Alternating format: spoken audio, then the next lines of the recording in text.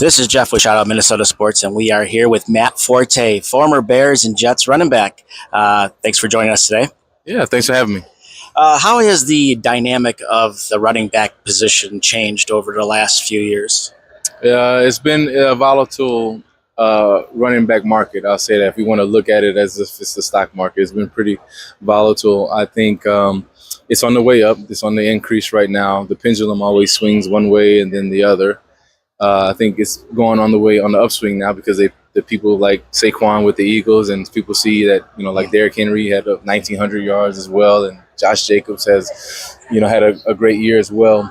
So running backs are definitely valuable, and I think the league and also fans are taking notice of that. Mm-hmm. That it's not that you can just plug and play, anybody in that position. You can, but in order to have a successful fully balanced offense, you need a running back that's going to be one of those dynamic guys. And when you have a generational type of talent like a Saquon, Mm-hmm. Those guys, you can't devalue them within the context of a position because they bring so much more to the game. Right. You're a very good dual threat running back, very good at receiving.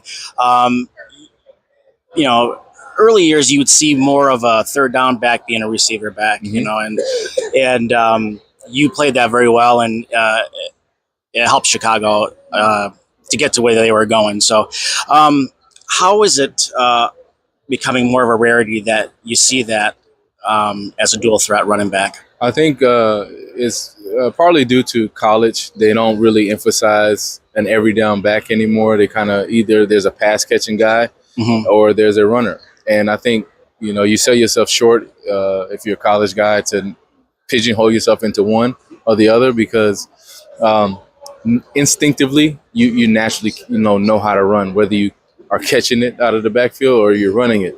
So you might as well do yourself a good job or a solid by understanding defenses and then also pass protection is a big part that gets overlooked. When you're back in the backfield, it's not like you're running routes all the time. Mm-hmm. You're going to be called a block and to understand defenses, and you're almost like a second quarterback back there to help the quarterback out to see things that he might not see. And that's what I used to do as well. So I think the position has been segmented in a way where it does place people in a certain category that splits the position up. And, typical in life and in general and in sports, when you create division, it weakens what there is. Mm-hmm. And so when the division of the running back position, the segment, okay, he's a third down guy, or there's no other position that's that. Yeah, there's no third down tight ends. There's no third down quarterback or receiver, right? It's the only position that segments it in that aspect, which will weaken the strength of the perception of the value, the valuability of a running back. Now, you are a Louisiana native. Yes. And played at Tulane. How has Tulane's program evolved over the last few years? Yeah, it's grown, and I've been proud of what they've been able to do.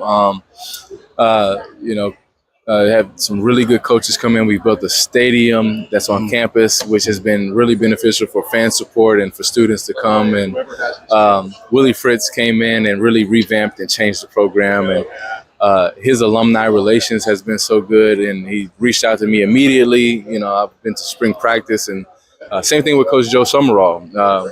Met him in the offseason and was able to speak to the team and, just give them a lot of wisdom from what I've known and played at Tulane and in the NFL as well.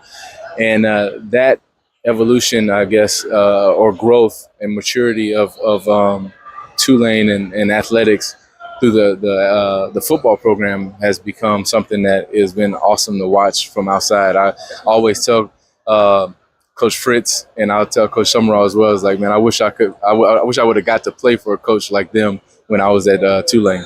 Now, when you got drafted in 2008 to Chicago, you're playing in a lot of the colder climates. Yeah. Lambeau Field and Soldier Field and stuff. How tough is it to play in the cold? It's difficult because I don't, you can't wear the sleeves. I don't. I think some guys do, but when you're trying to hold the ball is a little more slick because of the cold air just makes it the pigskin a little bit, slicker out there. That's why you see a lot of times snow and cold games. There's a lot of turnovers in those games. So it does make it difficult that way. But then also it's the mentality behind it of, man, it's cold out here. And when your hands are cold and your feet are cold, those are, the two things that you need to run and to catch or to even block. So it does make it a lot more difficult than I'd rather choose a super hot game than a cold game any day. Yeah, which makes your accomplishments even better. You know what I mean? And especially in the cold. So, Yeah. But yeah, looking back, what would you like your fans and what would you like your legacy to be? My legacy, I think I would like my legacy to be what I'm creating right now with Sports Spectrum is having that platform to talk about my faith in Jesus Christ and how good he's been in my life and the grace that God has given me to even, perform at a high level for 10 years in a sport where, first of all, it's you're beating the odds by, it's more likely to win the lottery than to make it to the NFL and then to play 10 years where in a position that is 2 years as on average. So God has given me so much grace. So the legacy has to be something that is going to outlive me and outlive football.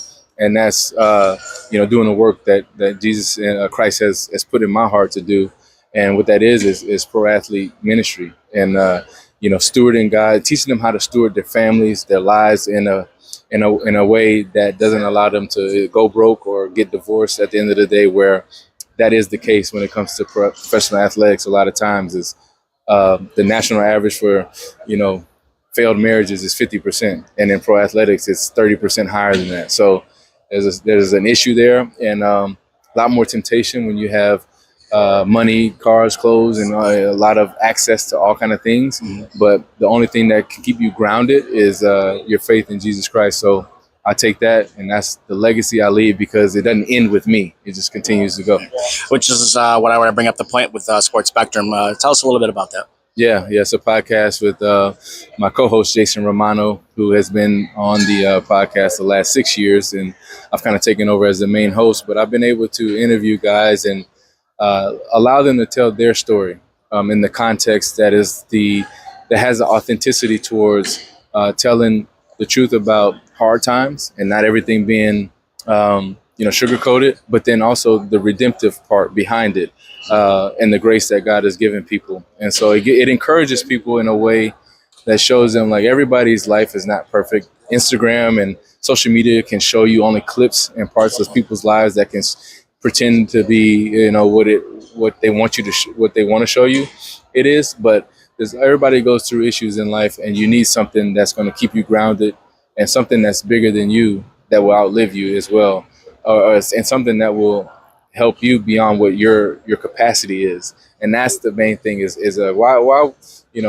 I've made millions of dollars. I've had fame, so to speak, because people put fame on you because I'm on TV playing football. But what is it that Jesus Christ brings that makes you claim him? And what that is that my capacity